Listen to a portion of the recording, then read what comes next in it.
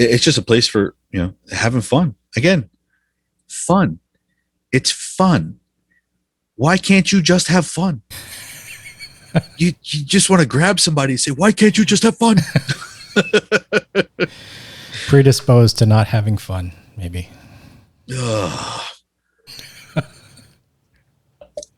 Curmudgeons. Yeah. Get off my lawn. Get off my frequency. Yes.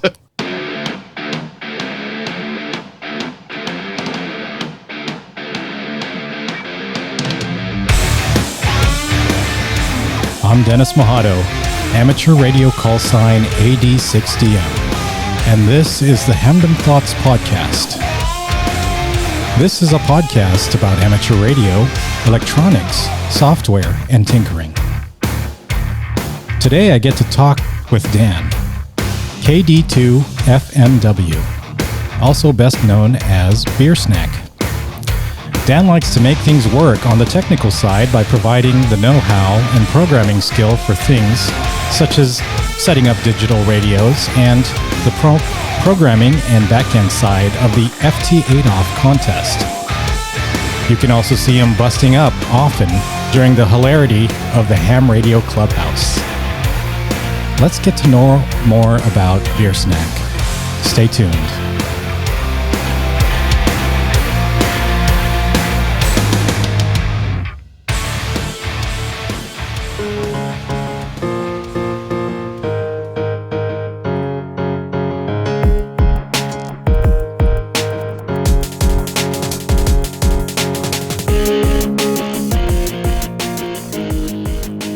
Hey, Dan. Thanks for being on the show. How's it going? Oh, it's going good, Dennis. Thanks for having me on, man. Yeah, absolutely. This podcast that I talked so highly about, I finally get to be on it. Well, I'm really glad to have you on. And we've been talking on like the Ham Radio Clubhouse live stream. Lots of folks have also talked about you and said how you're such an instrumental part of that. And they really speak highly of you. I've been looking forward to talking with you and just getting to know more about you. Starting off with, why do we call you Beersnack? All right. So, high school, meeting new people and everything, and trying to pronounce my last name isn't exactly the easiest thing in the world. So I had a friend of mine who really couldn't pronounce it. And for one day, he just started calling. He just said, you know what? I can't say it, but it sounds like Beersnack. And I'm like, it sounds nothing like Beersnack, but we'll go with it. And that's all he keeps calling me Beersnack. And that's stuck with me from high school. It faded off a little bit, but then I'm like, all right, well, let's start using it again for things. Well, I got to say, it's a very pleasant nickname. It draws to mind something that I definitely like.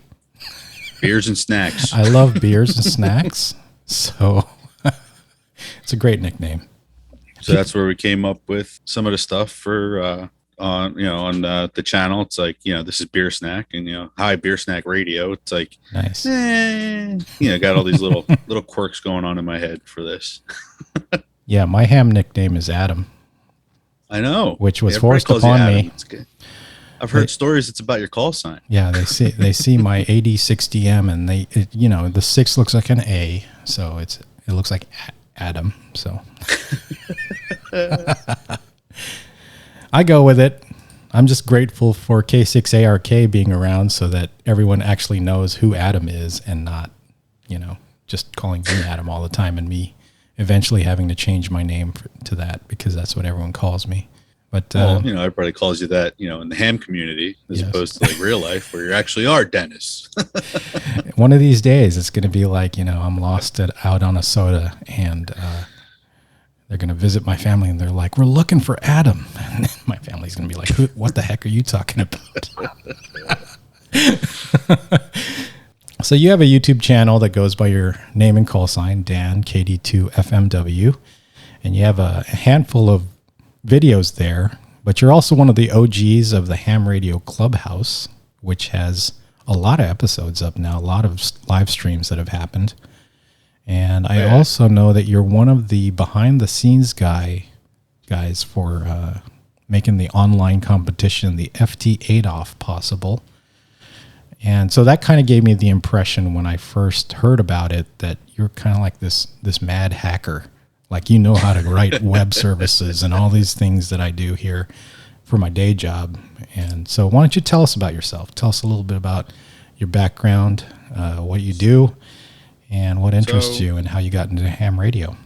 Well, all right, going back to high school again, was when I first learned, really got into, learning about amateur radio. I had a buddy of mine who was a ham, and we'd stand outside the school using his little Radio Shack handheld, calling around, and was doing that for a little bit, and then that kind of fell off. And years later, we'll say 2014, I think I got my license again, or I actually got my license. Yeah, did FM for a while, and then you're sitting here kind of going, okay, well, what else is there? What else is there? I know that there's more to this. So I started looking into to general level, and then I caught YouTube, and I found Jason, Ham Radio 2.0, Josh, Ham Radio Crash Course. I found those two guys first. There's a lot of people do. And then I started going down the rabbit hole of all these creators, from them to, excuse me, K8MRD, POTA. Yep. Yeah, that's an adventure in and of itself. And seeing all this stuff, and and watching Josh during his live streams, and watching him with the FT8, I'm like, I want to try that. Mm-hmm. So I studied, got the general, took it online, did it no problem. Got my call sign upgraded 2 days later, and I had a radio in hand. I got my 991 non-A. I got that, got it hooked up to my laptop, and I was sitting in the backyard with a homemade dipole playing FT8, and just having a good time with it. Let's see, going from there, and then started using, the mic fright. Get the mic fright of calling CQ, or what are you going to say on the air? What am I going to say? How am I going to do this? And I think it was October or November. I think it was October. I'm sitting here going, all right, let's see what this is all about. Because never really used phone. It's always been FT8. Mm-hmm. So let's just see what this single sideband with the phone is all about. So how do you do that? Well, let's just go to a park and call CQ POTA. Oh my God, the number of calls that came back, like it blew my mind. And I forgot that, I forgot what I was doing for a minute, and just started talking. And just started doing it. And it like second nature, it just happened. Mm-hmm. I can't explain how, can't explain why. It's like, it just started happening. So, I caught the POTA bug, and I've been out as much as I possibly can. Got a portable rig. Got the 891, and I use that. Nice rig. The KM4ACK NFED, which I boofed up, and I use that. And I go out, play POTA for a couple hours, come home, upload everything, and continue on with everything else I'm doing. Yeah. With regards to like the programming stuff, a lot of it is self-taught. I do some IT work for the company I work for. But, I've learned through trial and error. I've learned through different tutorials online. I've learned through other people, just sitting down with me and going through it. And then I had a stack of books, probably 20 or 30 books on using the LAMP infrastructure, Linux, Apache, MySQL, and PHP. Mm-hmm. The LAMP, architecture for programming website databases. Mm-hmm. So got a couple of those going on, just one foot in front of the other and just having fun. The biggest thing is I'm having fun. So that's where I'm at. I've always loved to have fun, and as long as you're having fun, then what else is there? Yep. And so you got set up on FT8, and then you learned how to have the WSJTX application talk to a web service that you wrote, right? Yes. And be able to transmit, its statistics and what contacts were made. Very similar to how it I would imagine how it connects to a logging software like Ham Radio Deluxe. And, so and uploads it's that UDP. stuff. Mm-hmm. You know, it's well, what's the I'm going to tell you a joke about UDP, but I don't care if you get it. I don't know who's going to get that, but I get it. Very few. The purpose of UDP is to send packets, and it doesn't matter if the other end gets it. You just sent the packet, so there's no acknowledgement. Period. Yep. And there. Now that I've explained the joke, I've killed it. So on the web server, I have a listener with the active port to take the incoming packets and then break them down into their individual components for the ADIF information, and then load it into a database. And then that database is then parsed on the other side and then displayed on the website. A lot of that, I got to give a big shout out to Ham Radio Nomad, Jeff, and I've had so many conversations with him, and his call sign just went right out the window. But he was doing a lot of FT8 off practice sessions before the episodes or for that. So, he's been a big help with getting everything programmed and running. He was your tester? My tester. He's assisting with development. He's cleaned up a lot of the stuff that I, kind of hacked together real quick. It's more, it's become more efficient with a lot of the workarounds and a lot of the tweaks that he's done and that we've discussed together. So yeah, big shout out to him.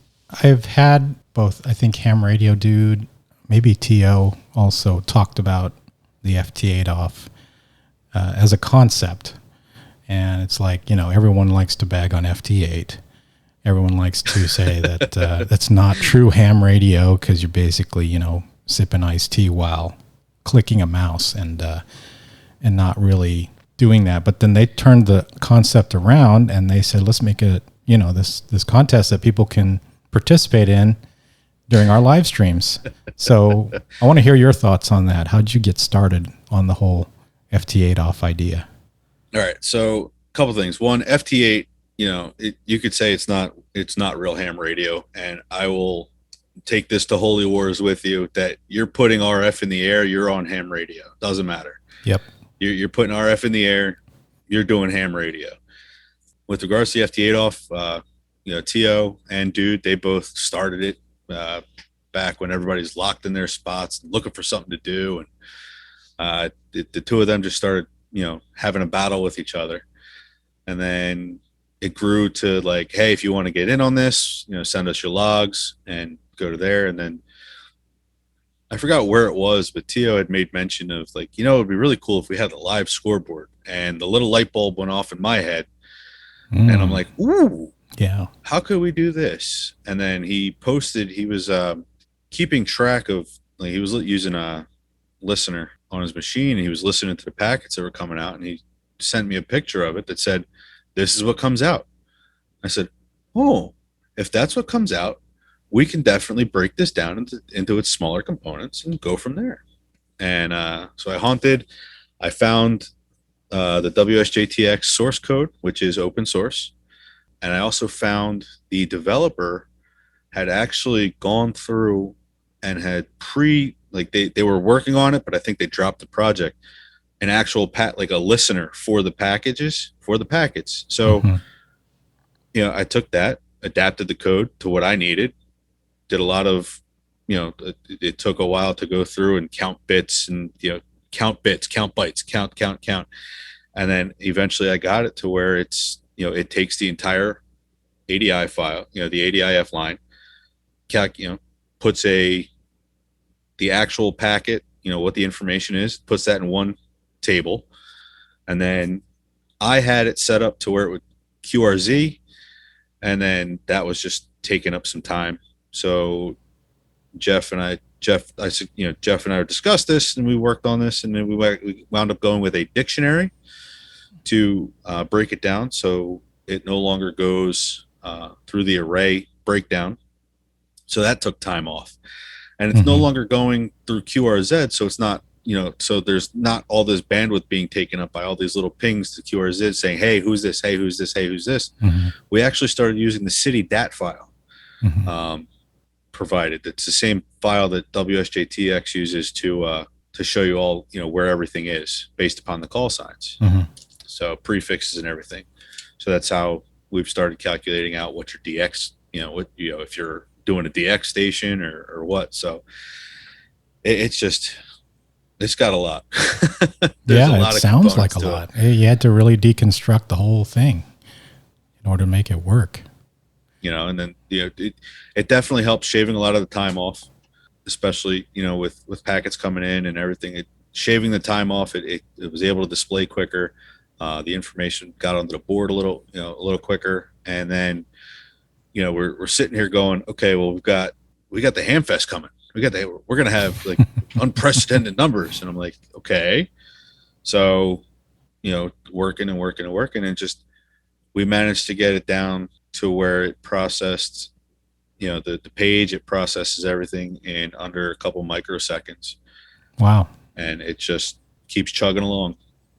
I got to boot up, I got to, SSH into it every now and then, make sure the scripts are still running. But well, you got to forgive me for this, but that gets my thoughts going that couldn't I theoretically write a script on my end, client theoretically side, that randomizes contacts and spams your service and just shoots my score up to like, 1 million.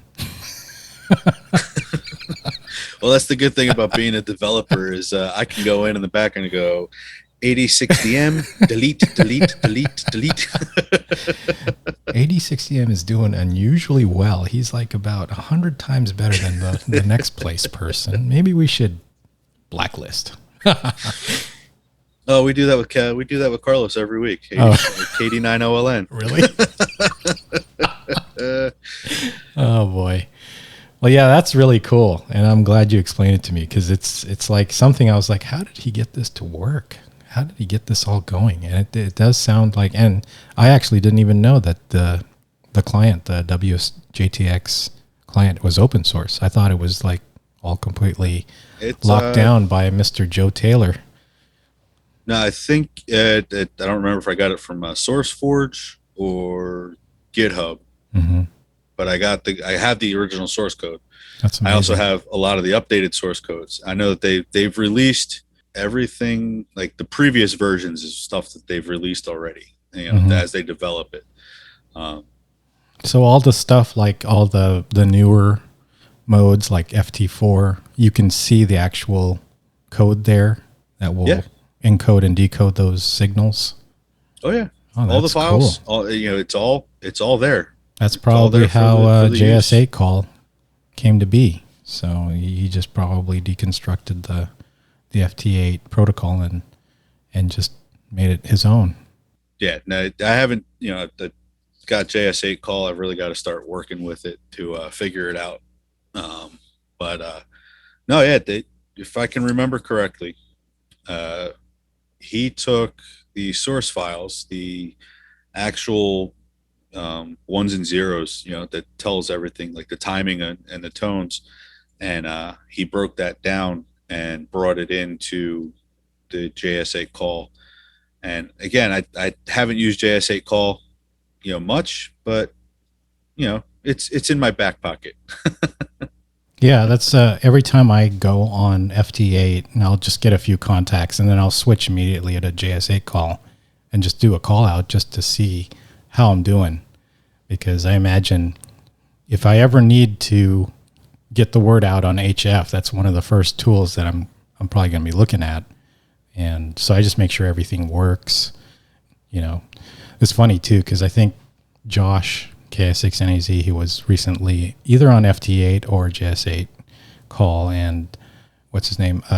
Johnny W5 kilovolt. Signal Search. Yeah, Signal Search Johnny was talking about selling his Flex, and I had responded to one of his videos and said, yeah, I love my Flex. It's so far it's still working. And that day with Josh being on the air, I fired everything up and something up with the cat connections and it just wasn't working. I was just like, I'm about to join Johnny here, post my Flex on QRZ for sale or something, because it was very frustrating trying to figure that out. I can imagine.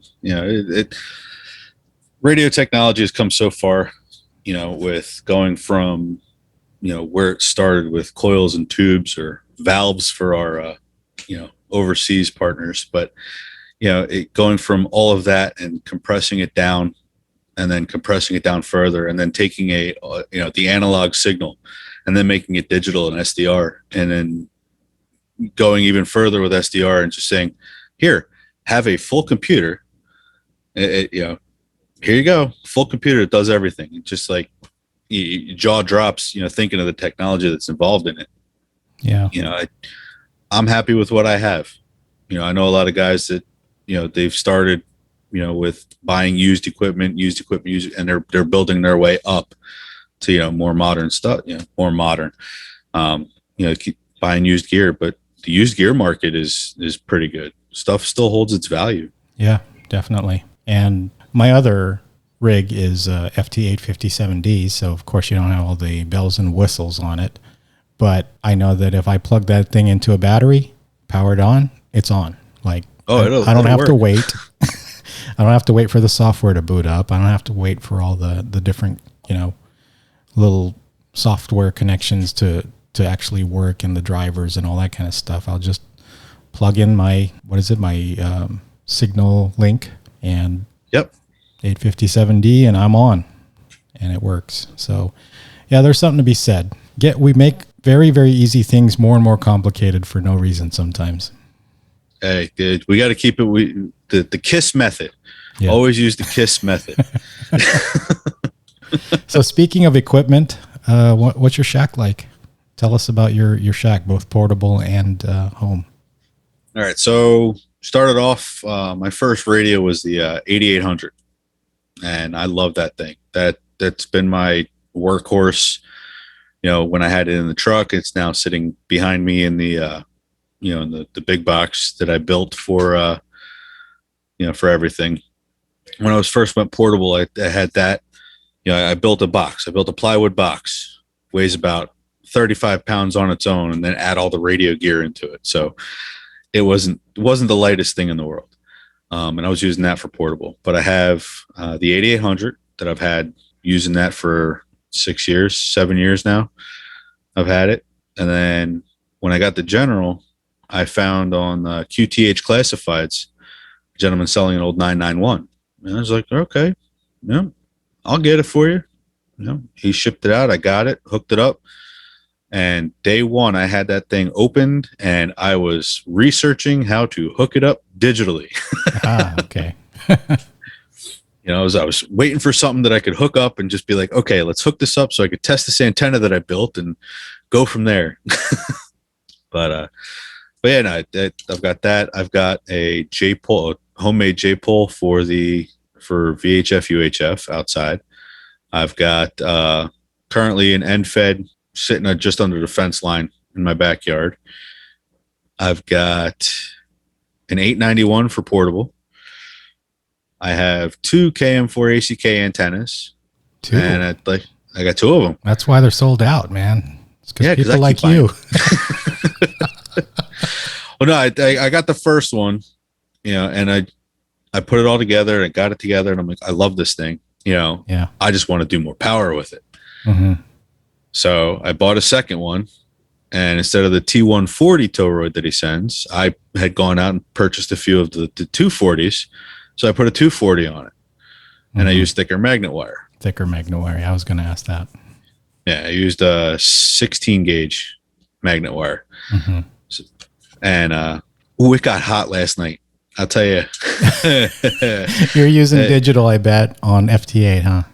Oh yeah, running 80 watts, continuously for probably a good 2 hours. Oh boy, yeah, that kind of throws me off because you'll get these antennas. Like I have the Wolf River coil, I have the Alpha antenna.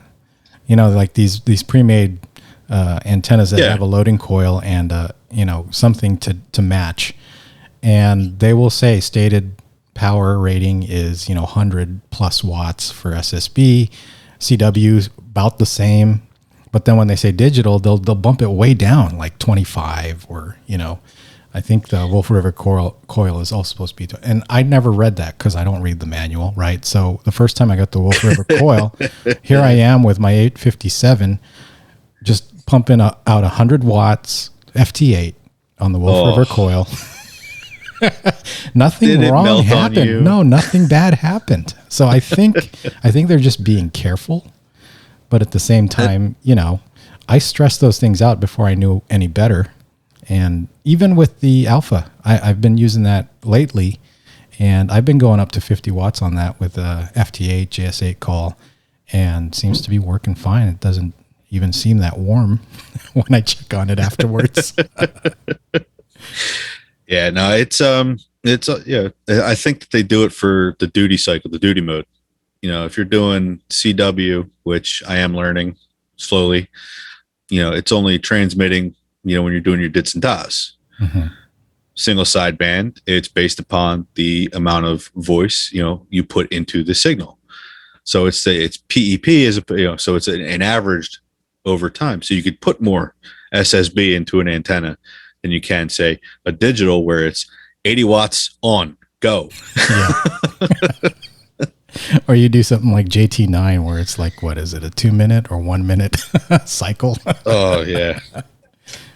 No, whisper. You whisper 90 watts. Doesn't that break some laws? I think that the long, what was it, JT65, the moon bounce. Yeah, I think it's a 2 minute. It's a 2 minute. That's the one I'm thinking about. Yeah. It's just let's stress test. Let's take the CAM4 ACKN fed and let's stress test it with 100 watts. Yeah. Oh, look, my wire winder melted. The stock build.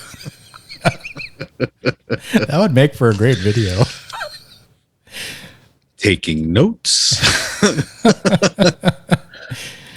I wanted to play the intro to one of your videos. It's your FT891 firmware update, if you don't mind, because you have a cool intro there.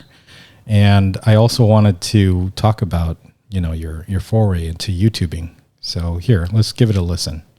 Today, I'm going to update the firmware on my FT891. Stick around.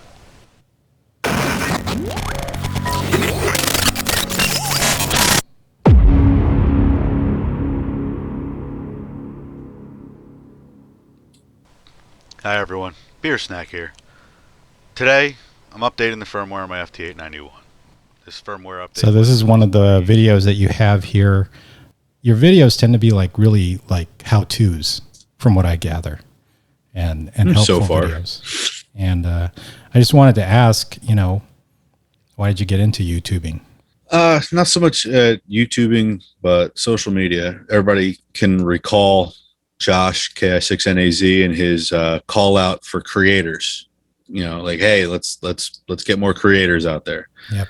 After his call out, it's when I posted pictures of the first box that I built for moving stuff around, and then started to get into it. And then I'm looking around. I'm looking around. I'm like, all right, well, I've got space.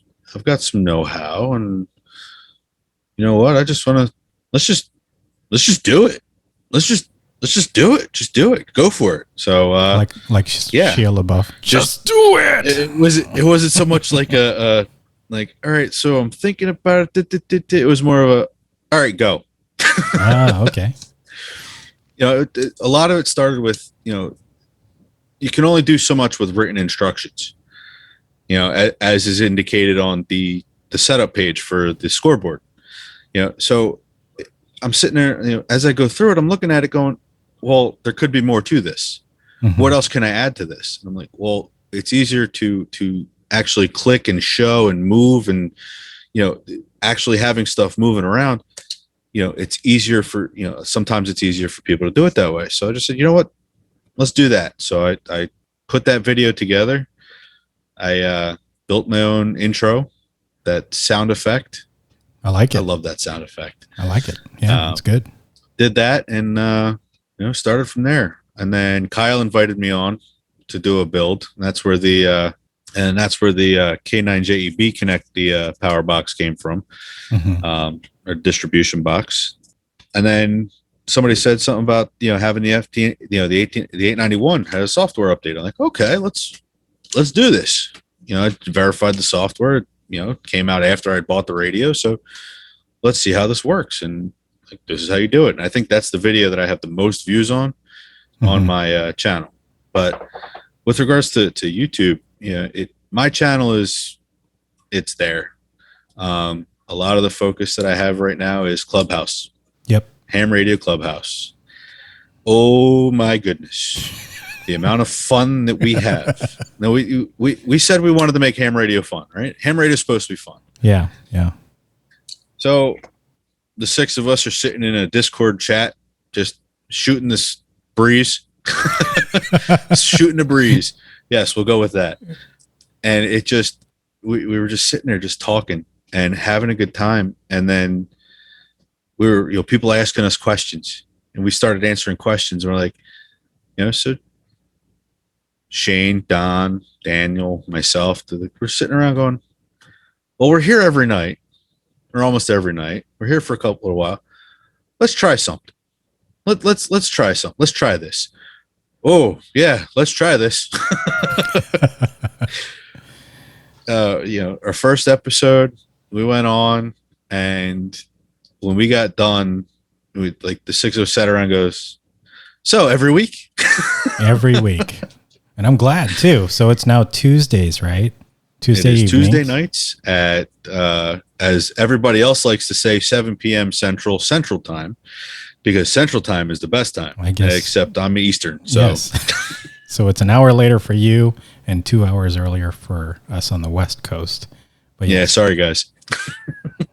Yeah. I mean, I've been able to make most of them. And the last live stream you guys did, who was it? I think it was Scout 75. He's like, you better go on there or we're not friends anymore. And so I got the StreamYard link, and I was like, okay, let's go on. But it was a fun time, and that's what I was just talking with Dan VA3SDO, I believe. Yep. That's and just saying how you guys turn every topic into just hilarity. It's a great time. It really is a great live stream. But we don't do it on purpose. Yes, that's the thing. It's so spontaneous. Yeah, it's just we figure out a topic. What do we want to talk about? What's going on in the world? Like last 2 weeks we were talking about field day. And it went from field day. I can't even remember right now. We went for 2.5 hours. It's just they've gotten longer and longer, and it's just okay. Our theory, my theory is, if it's still going, if the level is still there, don't just cut it. Let it go. Yeah, let it keep flow. Going.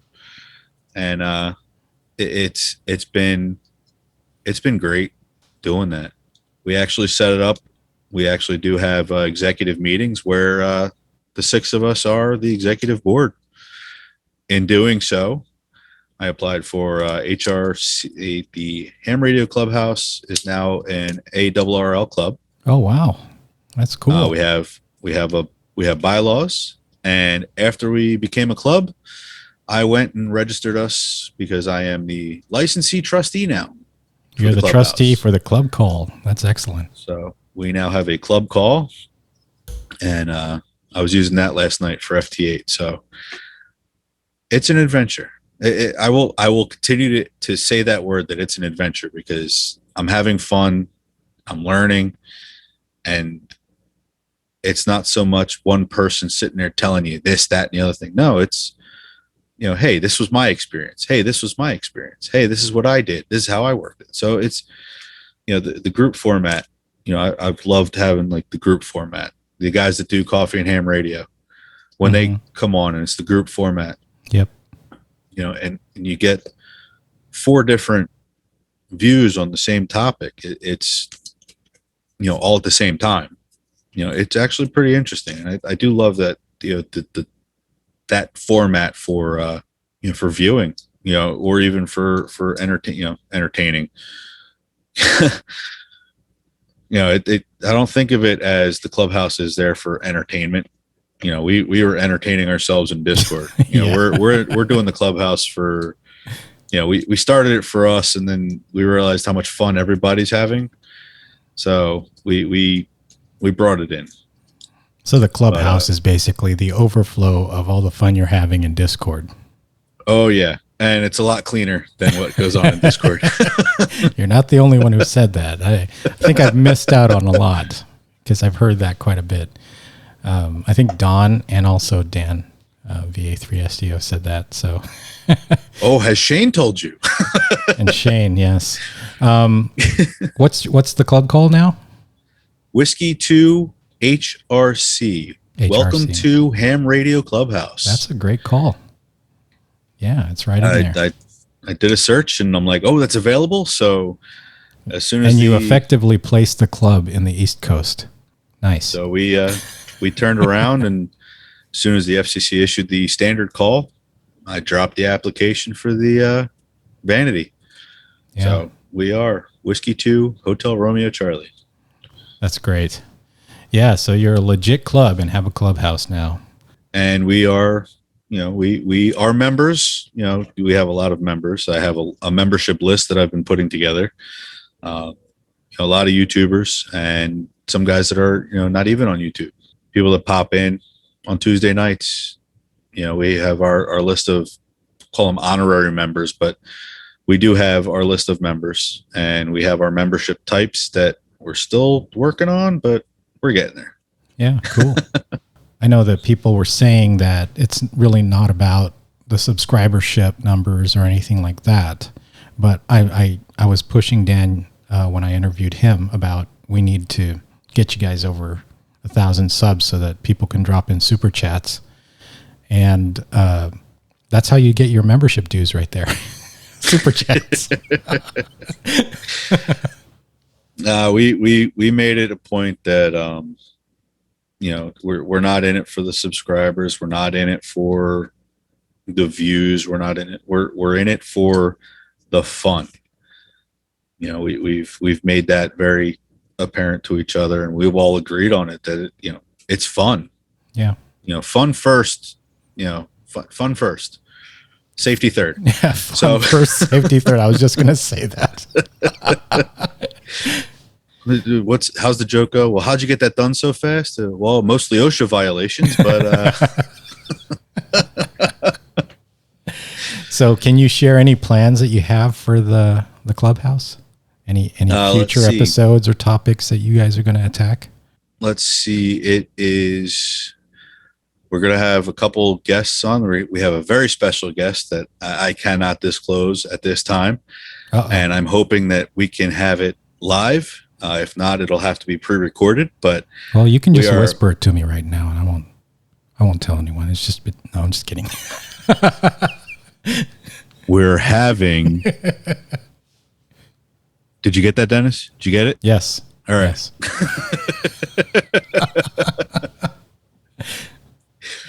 Cool. So you have special guests lined up. Any topics or to-dos? We're developing what we're coming up with. This upcoming week, we're just going to be, decompressing. We've tried to do once a month, just a hey, what's going on in life? Kind of, let's just talk about whatever. Let's not have a quote unquote structure. Yeah. Because, the structure lasts for 15 minutes and then somebody makes a joke and Shane's laughing, or, Shane's lost his mind. Don's still talking. And I'm just sitting there clicking buttons. There was one highlight that someone released about the time you guys broke Joe Brett. Yes. It was so our ever stoic Joe Brett. It was I missed the actual everything that happened. I looked up afterwards and I saw that he was looking away from the screen and shaking his head and just looking in the chat, and all of a sudden you broke Joe. And I can't recall it off the top of my head right now, but it was a great moment in the clubhouse so far. Yeah. So the other one being Shane showing up, from vacation with his shirtless run. Was that it? Is that what you're talking about? Yes. Yeah, he described that in detail in his interview, but I actually missed that occurrence. I need to go find that episode. I believe it's I don't remember if it was 4 or 5, but yeah, he was on vacation. He's like, "Oh, let's do this." Okay. And we're like, "Okay, Shane's here. What's Shane do?" Oh.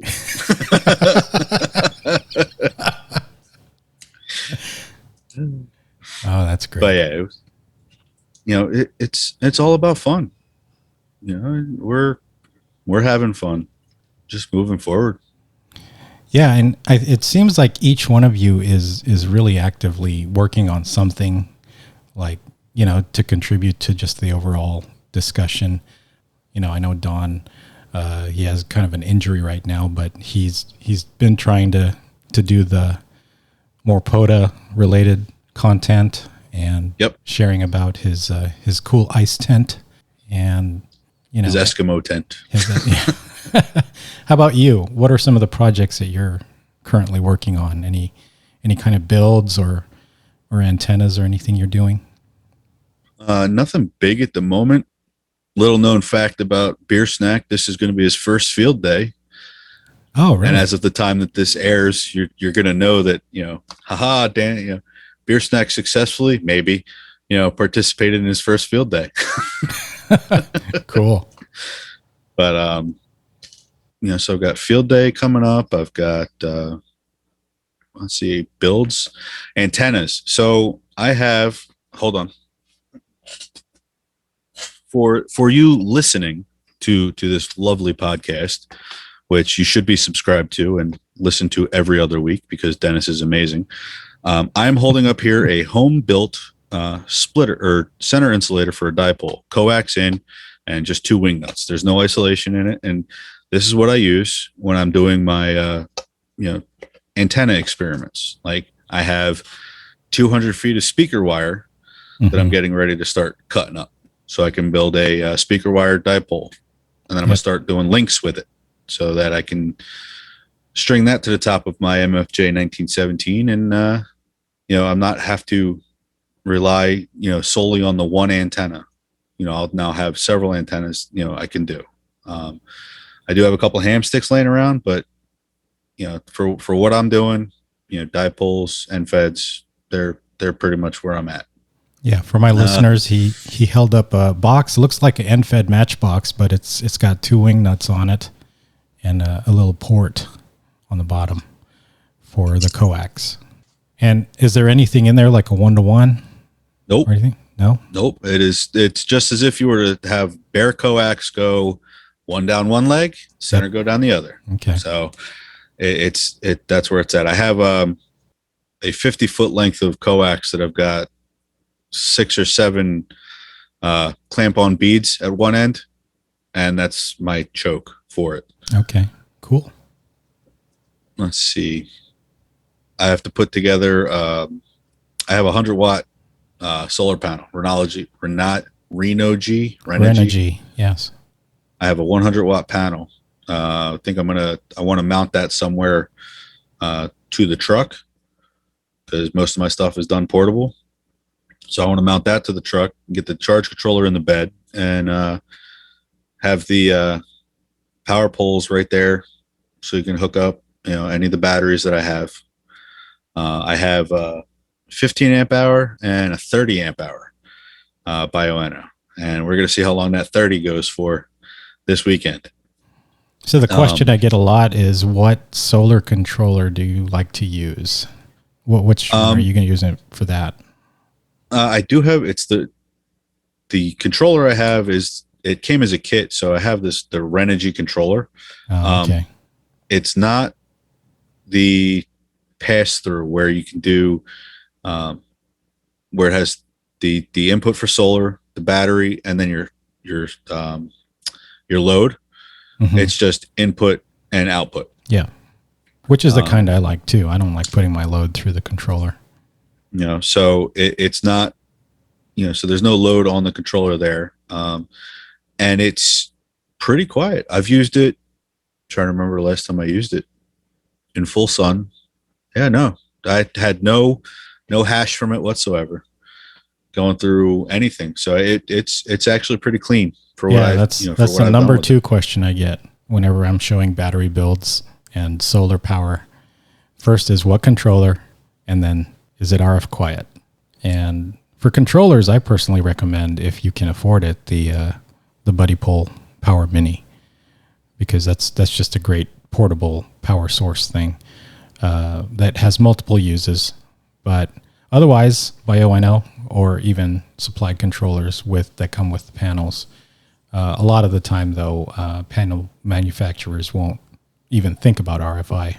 They're just like, get the most efficiency. Who cares if it's noisy? Yeah, no, it's definitely, I've tried it. I've had it on, off, and I've noticed no difference in my signal.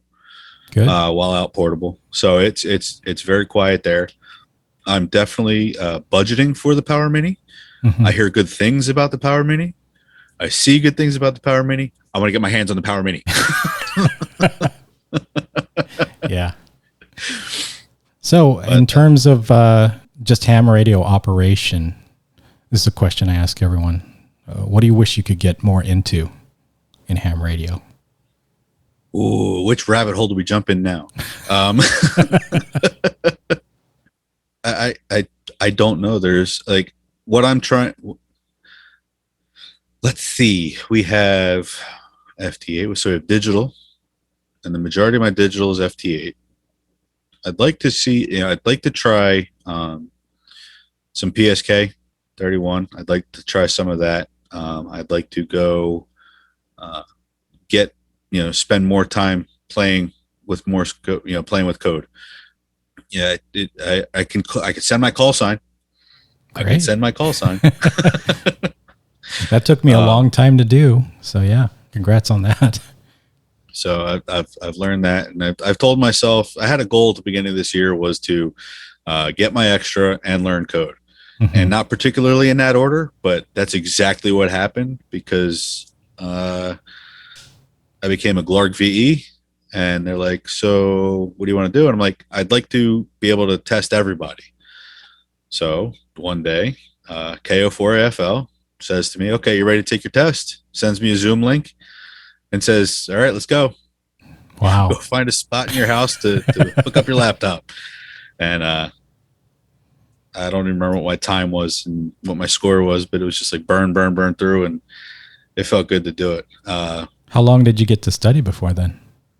I think I was studying extra. I started in February, and then I don't remember if it was March or April when I took the test. Mm-hmm. But I was using Ham Study. I was using Gordo's book. I was using Ham Study, and between the two of those, I was plugging away, getting all the.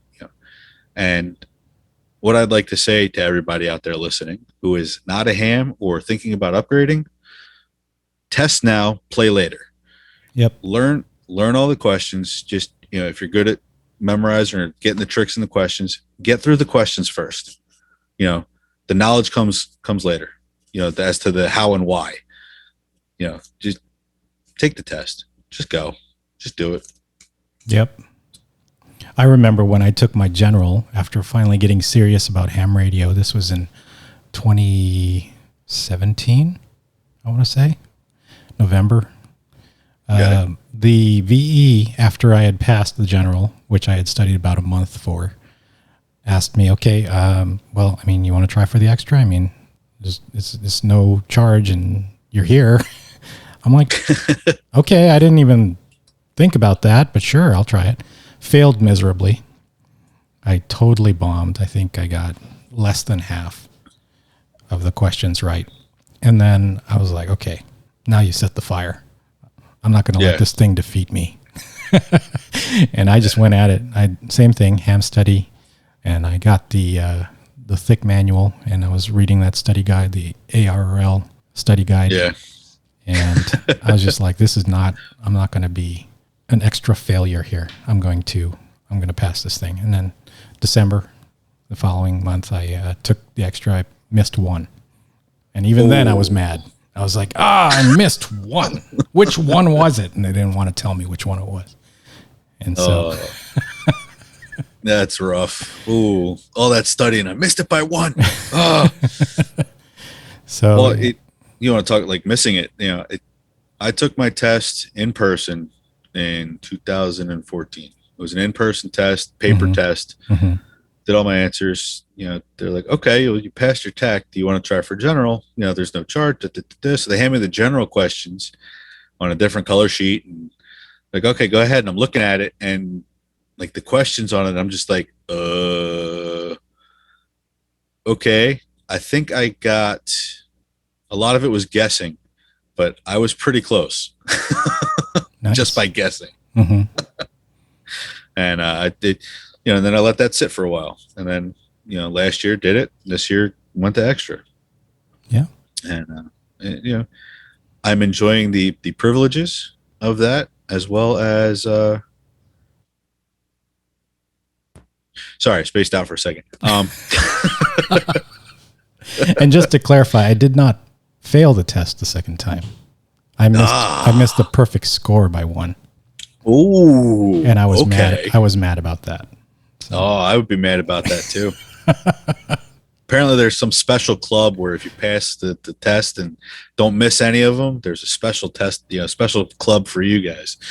Yeah. I was pretty sure that the VE was mad at me. He's like, you only missed one.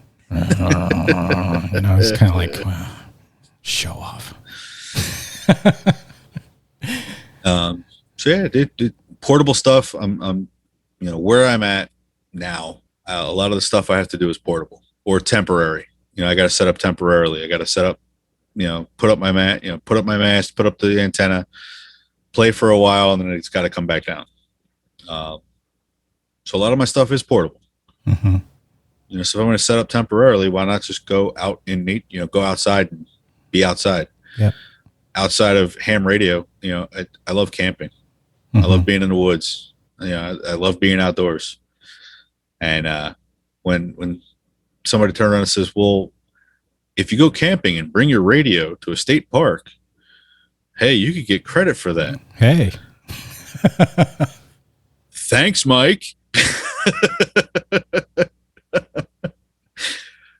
And I started, and that bug bit me. So, I've got, the POTA, FT8, and just the other thing I like to do in Discord, a lot of people are asking questions, a lot of the people that don't really know. And we had a discussion in the clubhouse was who are, as well as bouncing off of your podcast with regards to have Elmers or have things moved to online. Mm-hmm. And given the state of everything in the last year and everything else, a lot of it has gone online to where I could sit here and say, okay, let's, I have this issue, this is what's going on. How can I fix this? And then you can get 15 different responses from 15 different people. And it's, well, have you tried this? Have you tried this? Have you tried this? And as opposed to just going to, if I can remember correctly, Elmering was you have one person who was helping you all the time. The one person you had to go to. Now it's, you've got a community of people where you just say, hey, I have an issue, or hey, I have a question, or hey, I'm thinking about doing this. Have you guys done this before? And it's a much larger feedback than anything else. And I'm enjoying responding. I'm enjoying communicating, that way, even going as far as setting up skeds. Yeah. To try and get contacts if I need to. That's actually a very good point. I would not be at all proficient in CW if it weren't for the skeds that people had set up with me. I mean, it's one thing to study your brains out. It's another thing to keep practicing the alphabet and the quick brown fox on the key and all that kind of stuff. But it's when you're actually testing it out on the air, having an actual conversation with folks that kind of spurred me on and made it real. Oh yeah, it's N8YO had come through a few months back. The We4DX Whiskey Echo 4DX was doing the Outer Banks. They were doing a POTA adventure at the Outer Banks.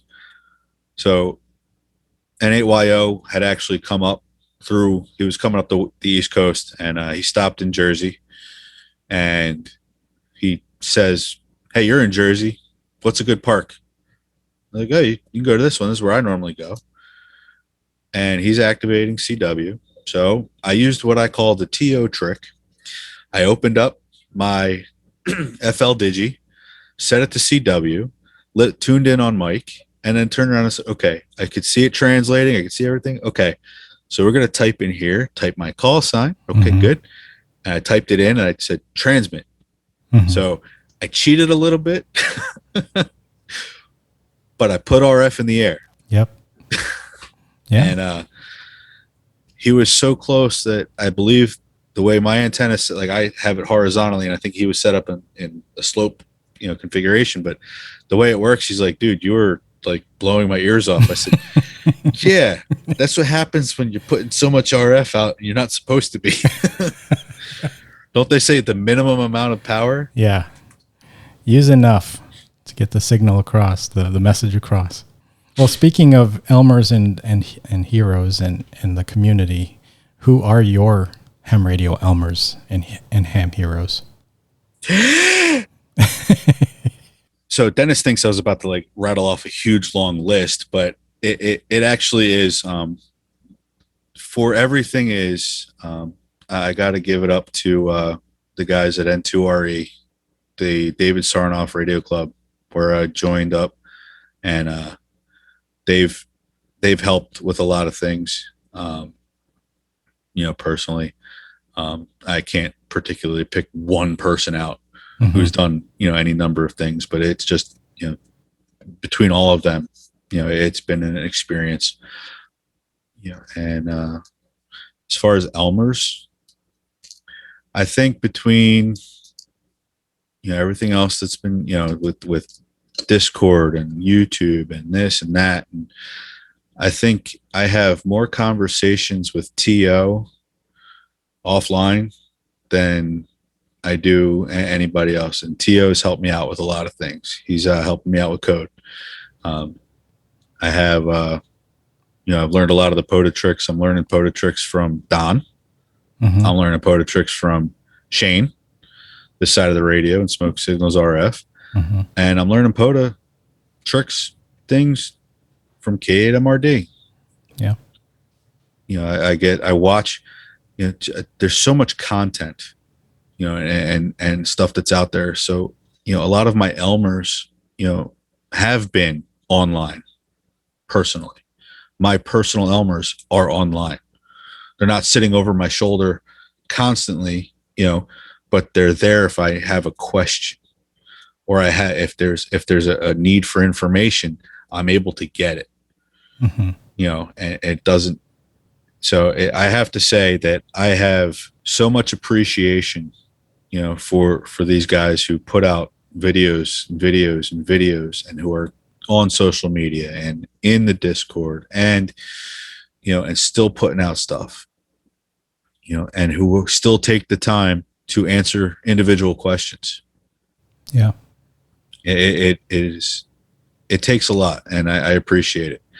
One of the things that, that we talk about a lot is, why is it so hard to be nice?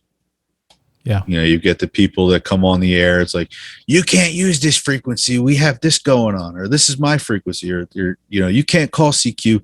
Don't call CQ on a repeater. You can't do this, or you got all these curmudgeons, that like to police the bands, and it just, it rattles me. You're turning around and you're basically turning around to the future of the hobby, like the younger individuals, or the individuals who aren't as experienced, and you're beating them down. Well, why would you do that when you could turn around and help them along? Yeah. hey, I just want to let you know that we're going to have we're going to have a net in this frequency in a few minutes. Do you mind moving? Do you mind changing your frequency? I actually had that happen. Mm-hmm. I was working in January. I was on a frequency. One of the guys came back and said, hey, just want to let you know, this was about 20 minutes before. They're like, we're going to be having a net at this time. This is our normal frequency for the net. I'm like, I got you guys. I went 3 kilohertz up and kept going. And, it's some people just feels like it would kill them to be kind. Yeah. I actually heard a couple months ago, I think, I can't remember the details, but I heard someone was getting mad that soda people were using 14652 for simplex, soda activations, because they say that's a national calling frequency and it's not for that. And I'm just like, really? Like it's so busy. Yeah. Hold on. Let me tune my radio. Oh, yep. Hold on. Static. Hold on. Still static. But it's still just static. Yeah. And it's a frequent topic. It's always been around. I was thinking about something you said earlier, just about how there's just so much content and so many folks that are helping now, and it's a lot easier. And I was just thinking back to when I started, basically with my Radio Shack radio and virtually nobody to go to. Like, I didn't know of any other hams personally. And it just kind of reminds me of how things were back in, me and my wife are watching older like detective TV shows, right? And they would bust out their flip phones and they would have to find the suspect's address and they'd have to like memorize the directions to get there. And nowadays we just turn on our GPS and we're wherever we want to go. And so it's like there's so many things, so many barriers that have been removed nowadays to learning and growing in the hobby. And it's really cool that, when I asked you, why'd you get into YouTubing? You're just like, well, it's really just, I want to share. I want to do what Josh said and share my aspects and be able to further the hobby. And a lot of people are taking that to heart. I think that's excellent. I think it's really great that every time I open my YouTube tab, it's like all these little notifications in the red dot. I was like, okay, I got to sift through all these now. All right, here we go. So much time content. to start watching at 2x speed. Yeah. So much to catch up on, but it's all great. I get something out of each of those videos. Yeah, so thanks for doing that, and thanks for the clubhouse as well. It's just a great gathering place. We're just glad people are enjoying it, and it's a place to enjoy yourselves. It's just a place for having fun. Again, fun. It's fun. Why can't you just have fun? You just want to grab somebody and say, why can't you just have fun? Predisposed to not having fun, maybe.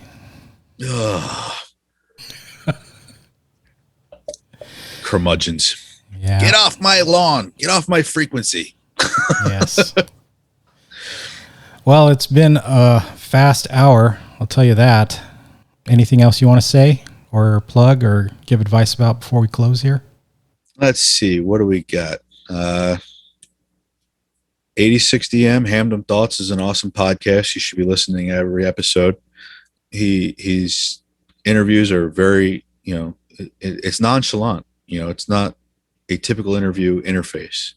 So listen, go put your ears on, go put your cans on and play it. Thanks, Dan. Cut that one out. All right. That's going to be your show header. Just get on the air. As I say at the end of my videos, is Beersnack saying, get on the air. It's so, the gatekeepers and the negative people on the air, screw them. Just ignore them. You got to dial, rotate it, get on the air. If you have a question, ask it.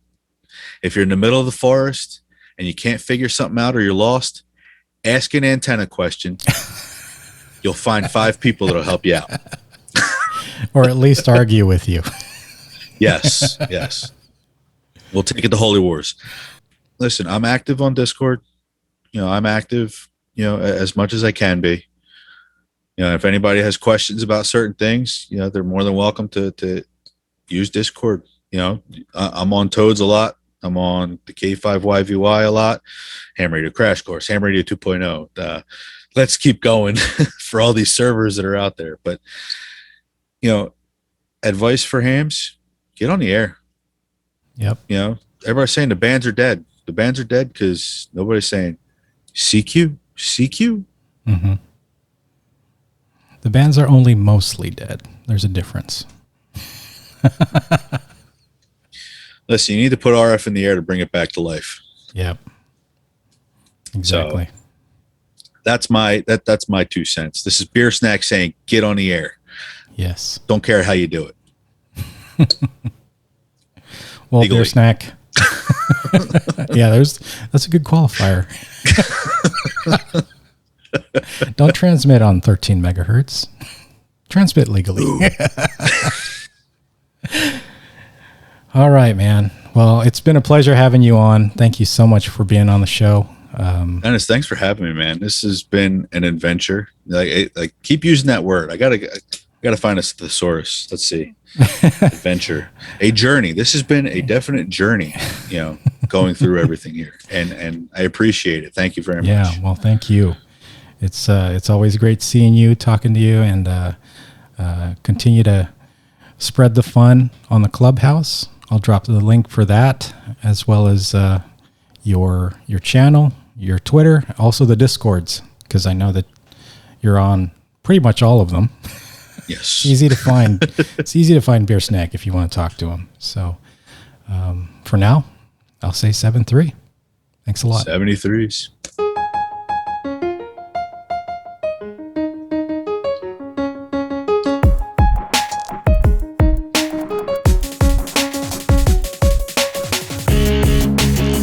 You've been listening to Hamdom Thoughts by 8060M. Thanks a lot. We'll catch you again next time.